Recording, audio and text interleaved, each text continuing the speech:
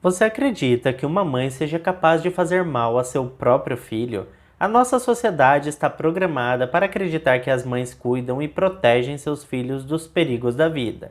E as pessoas têm dificuldades em aceitar quando algo foge desse padrão. Mas a Ashley viveu algo bastante diferente disso. E hoje vocês vão entender tudo sobre esse caso midiático que aconteceu no Alabama, nos Estados Unidos. Mas antes, o meu nome é Bruno Vilas e eu conto casos criminais reais aqui na internet. Eu te convido a se inscrever no meu canal e ativar o sininho para não perder as notificações, porque assim todas as vezes que eu publicar um vídeo novo, o YouTube te avisa e você corre aqui para assistir comigo. Eu te convido também a me seguir nas redes sociais, porque eu tô sempre interagindo com vocês por lá. Mas agora vamos pro que interessa e bora pro caso de hoje.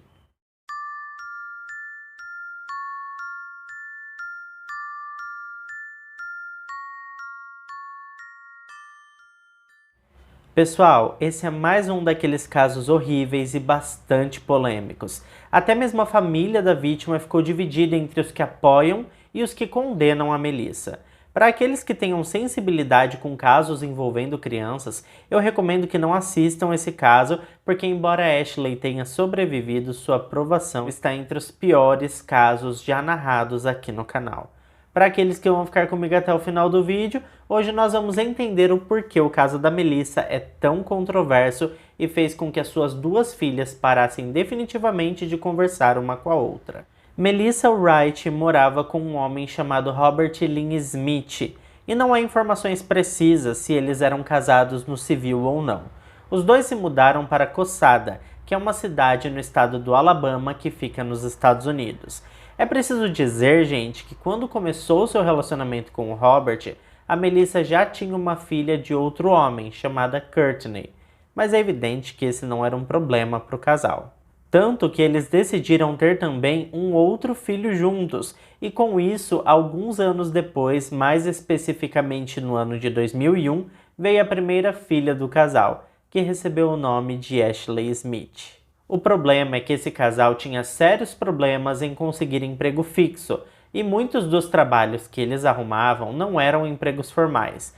Alguns meses depois, os dois estavam desempregados e dependiam de doações de vizinhos e amigos, inclusive para comprar itens básicos para a alimentação das filhas. As coisas saíram do controle no ano de 2002. Nessa época, a Courtney estava com 8 anos e a filha mais nova, a Ashley, tinha apenas 14 meses de idade. O Robert Lynn escutou o choro da filha mais nova e correu até a cozinha da residência, de onde o choro parecia vir. Bom, gente, assim que ele entrou no cômodo, ele ficou desacreditado. O Robert agiu rápido e correu para desligar o forno da cozinha. A sua filha Ashley, que como eu disse tinha apenas 14 meses de vida, estava dentro do forno ligado a uma temperatura de aproximadamente 290 graus Celsius. Ele retirou a menina de lá e ela foi encaminhada para a emergência do hospital. A Ashley, pessoal, sofreu queimaduras de terceiro grau em pelo menos 30% do seu corpo, e foram necessárias mais de 28 agonizantes cirurgias de reconstituição. A Melissa, que na época estava com 26 anos de idade, primeiramente disse aos policiais que a menina entrou no forno e a tampa se fechou sobre ela. Quando os investigadores questionaram como ela explicaria a menina ter conseguido ligar o forno naquela temperatura, considerando que ela já estivesse dentro do forno, a Melissa mudou essa versão e explicou que ela mesma tinha ligado o forno e em um momento de distração a menina entrou e a tampa se fechou. Mas desta vez os policiais queriam saber como é que a menina entrou no forno se ele se aqueceu rápido e a menina não conseguiria entrar, porque a hora que ela colocasse a mão na grelha, ela ia queimar a mãozinha rapidamente e ia sair correndo dali chorando. Aliás, uma criança dessa idade nem andar sabe direito, né, gente? Quanto menos subir em um forno quente. Sem saber mais o que dizer em sua defesa, a Melissa se descontrolou e desabou a chorar. Ela percebeu que essa explicação não fazia qualquer sentido. Então confessou que ela mesma ligou o forno na opção grelhar e quando o forno estava na temperatura máxima, ela colocou a menina lá dentro. Mas dessa vez a Melissa explicou o porquê que ela fez isso. Ela estava ouvindo vozes em sua cabeça e uma voz era muito forte ao dizer que ela tinha que confiar em Jesus, porque aquela era uma ordem divina e ela não poderia se negar a cumprir o chamado. Essa explicação não convenceu o promotor público Sr. Randall Houston. Para ele, a Melissa estava mentindo, e aquela desculpa de ouvir vozes e ouvir o chamado divino era comum a muitos assassinos frios e cruéis que utilizavam dessa tática para parecer loucos e evitar o peso da justiça. Após conversar com a família, vizinhos e amigos, para o Randall era claro que a Melissa tinha ciúmes da atenção que seu marido dava à sua filha mais nova. Ele mimava bastante a garotinha e, na visão do profissional, a Melissa fez isso porque queria a mesma atenção para ela e também para sua filha mais velha, a Courtney. O promotor rapidamente montou um caso e juntou testemunhas, fotos, depoimentos e acusou a Melissa formalmente. Ainda assim, com todo esse material, o promotor admitiu que não queria levar esse caso a um grande júri, porque a defesa diria que ela fez isso porque estava em um surto psicológico, e essa declaração poderia facilmente desestabilizar o júri, porque de fato, ninguém quer acreditar que uma mãe seria capaz de fazer o que a Melissa fez. Então as pessoas tendem a colocar a culpa em entidades malignas que possivelmente teriam mexido com a cabeça da vítima. O promotor explicou que não queria correr o risco de perder o seu caso, porque as pessoas acreditam que quando pessoas más fazem o que fazem, só fazem porque foram usadas por alguma entidade demoníaca. Bom, pessoal, assim como o promotor previa, foi exatamente assim que a defesa se posicionou. O advogado Kendrick James foi designado para elaborar a defesa da acusada e falou ao juiz que Melissa sofria de graves problemas mentais e não dispunha de recursos financeiros suficientes para pagar por bons profissionais da saúde mental. Além disso, na época dos fatos, os dois estavam desempregados, com 2 filhas pequenas para criar, e a Melissa acabou tendo um surto repentino, e que, se fosse necessário, ele explicaria isso ao júri. Melissa aproveitou essa deixa para afirmar que foi usada por uma entidade do mal, que levou ela a fazer o que fez. A promotoria solicitou ao juiz exames médicos que comprovassem a insanidade. O juiz então encaminhou Melissa a profissionais psiquiatras a serviço do tribunal, e rapidamente o laudo ficou pronto. Todos os profissionais foram unânimes em dizer que a jovem mãe era competente para ser julgada e que ela estava sã no momento do incidente. Ela era assim capaz de discernir o certo e o errado. A defesa então analisou os laudos e disse que ainda acreditava na falta de discernimento da mãe, mas admitia que levar o caso ao júri não seria uma boa ideia, porque a promotoria apresentaria as fotos da menina e o laudo psiquiátrico, e rapidamente conseguiria o que eles queriam. A acusação estava correndo atrás da prisão perpétua, e a defesa não queria isso. O Kendrick, então, preferiu fazer um acordo com a promotoria. A Melissa aceitaria se declarar culpada de tentativa de homicídio em troca de uma sentença de 25 anos de prisão. E assim foi feito e a jovem mãe foi para a cadeia. Enquanto isso, a garotinha Ashley passava por diversas cirurgias e foi encaminhada para viver com sua tia, que tinha 2 filhos com quase a mesma idade dela.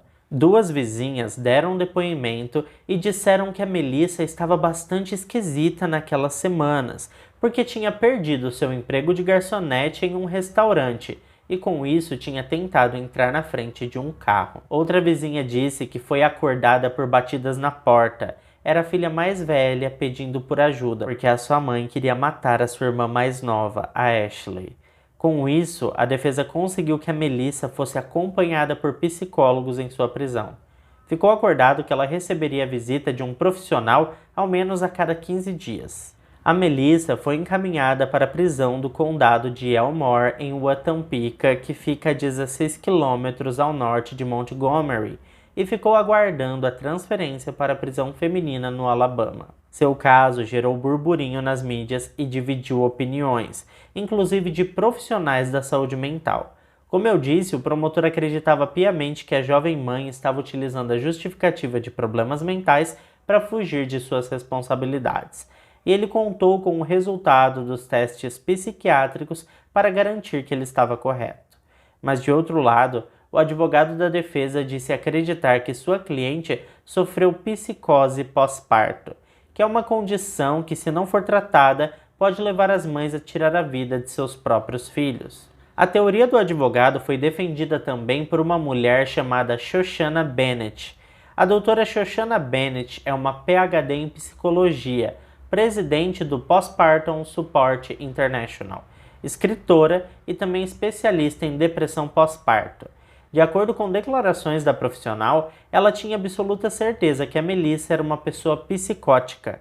A profissional defendeu ainda que a jovem mãe tinha um histórico de psicose em sua família, e isso por si só já a colocava em um risco muito alto de sofrer psicoses, especialmente após a gravidez. A doutora Shoshana terminou explicando que psicose é uma ampla categoria de doença mental grave, que inclui condições como esquizofrenia e doença bipolar. A maioria das pessoas é marcada pela falta de contato com a realidade, demência e alucinações. Ela concluiu alertando que a Melissa precisava de um antipsicótico poderoso e não simples remédios antidepressivos. É evidente que essas declarações deixaram a população bastante dividida e alvoroçada. Porque de um lado existiam as pessoas que concordavam com o promotor e os psicólogos que emitiram os laudos dizendo que a condenada era capaz de discernir o certo e o errado e que ela era uma pessoa ciumenta e maldosa mesmo. Mas de outro lado, outras pessoas se apegaram a explicações da doutora Shoshana e o advogado de defesa, e criticaram a postura da justiça em condenar uma mulher que estava em um surto psicótico, e jogaram ela na cadeia ao invés de interná-la em uma clínica psiquiátrica. Bom, de qualquer maneira, Melissa foi para a prisão após o acordo que seu advogado fez com a promotoria, e sua filha mais velha, que a essa altura já estava com 9 anos, foi encaminhada para viver com seu pai biológico, chamado Timothy Sims, em uma cidade chamada Selma, que fica também no estado do Alabama. Pelo fato de ter presenciado tudo o que aconteceu com a sua irmãzinha mais nova, a garota passou a fazer acompanhamento com psicólogos semanalmente. Após 9 meses de acompanhamento, o estado deu a guarda definitiva da garotinha para seu pai biológico, e ela foi afastada de sua irmã Ashley, que ficou muitos meses hospitalizada e em seguida foi encaminhada para viver com sua tia Rhonda e seu tio Tommy Zafina. Isso aconteceu, pessoal, porque o Robert, o seu pai, não tinha mais condições financeiras para pagar o aluguel, e então ele foi despejado do local onde a família vivia. E é evidente que ele não teria qualquer condição de cuidar sozinho da Ashley, que tinha acabado de deixar o hospital e precisava de cuidados regulares. Ela estava se recuperando e a melhor alternativa para aquele momento seria mesmo encaminhar a garotinha para morar com seus tios, que cuidaram muito bem dela e lhe deram muito amor e carinho. A vida seguiu e a Ashley passou por diversas outras cirurgias, muitas delas alguns anos mais tarde por questões estéticas. Mas esse caso, gente, voltou às mídias novamente em junho do ano de 2016, quando a Ashley estava com 15 anos de idade e descobriu que sua mãe tinha entrado com um pedido de liberdade condicional. Ela ficou chocada com essa notícia e chegou a falar em entrevista que tinha perdoado sua mãe, tinha encontrado paz em seu coração, mas que nunca tinha ouvido sequer um pedido de desculpas vindo dela, e também não confiava na sua mãe. I do not hate her. I do not love her. I don't want to see her. I think that she's crazy. I cannot imagine any mother wanting to burn their child.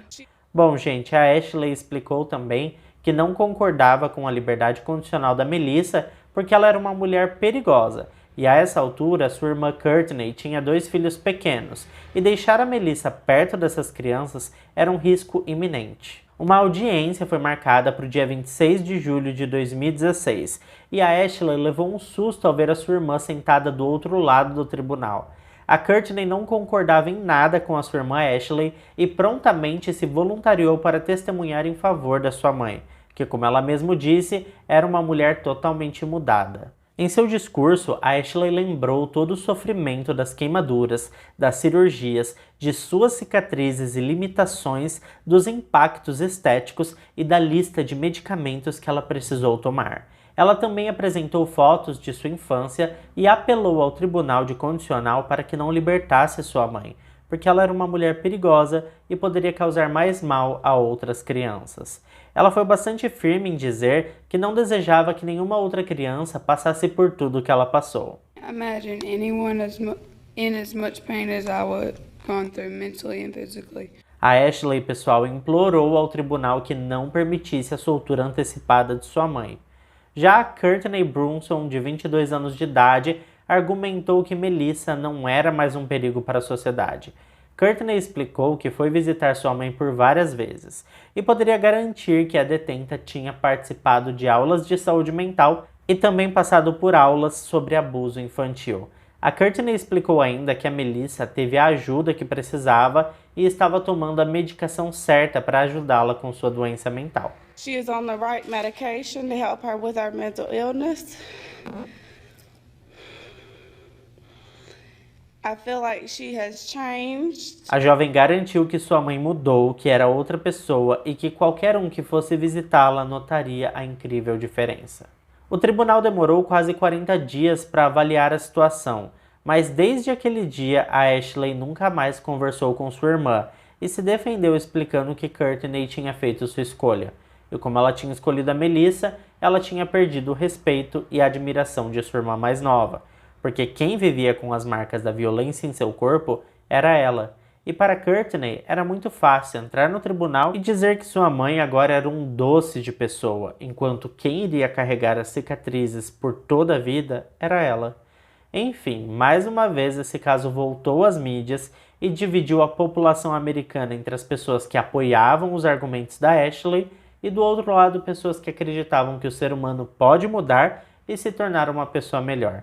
Portanto, deram razão para Courtney e apoiaram a soltura da Melissa. Mas, gente, o fato é que em agosto de 2016, os juízes deram razão aos argumentos da Ashley e negaram o pedido de liberdade condicional da Melissa, mantendo sua condenação e prisão exatamente como tinha sido originalmente protocolados, e por conta disso ela segue presa. A garota conversou com as mídias e disse ter ficado aliviada com essa decisão. Ela contou ainda que pretende estudar medicina e trabalhar como pediatra para cuidar de crianças e poder avaliar o sofrimento delas. Já a Courtney, por sua vez, lamentou essa decisão do tribunal e reiterou que a sua mãe é uma nova mulher, muito mais consciente e já pronta para voltar a viver em sociedade novamente. Antes de eu perguntar a opinião de vocês, eu quero dar um breve relato aqui de algo que aconteceu na minha família. Eu tenho uma tia que ela é diagnosticada com esquizofrenia e epilepsia. E ela teve vários filhos, né? E em uma das suas últimas gestações, né, eles vivem em sítio, então tem fogão a lenha e tudo mais. E ela sempre tem algumas paralisias, ela simplesmente para e fica um tempo parada. E aí o que aconteceu? Ela estava fazendo uma sopa, certo? Num caldeirão, aqueles caldeirão mesmo de sítio, e ela estava amamentando o recém-nascido que ela tinha acabado de dar à luz.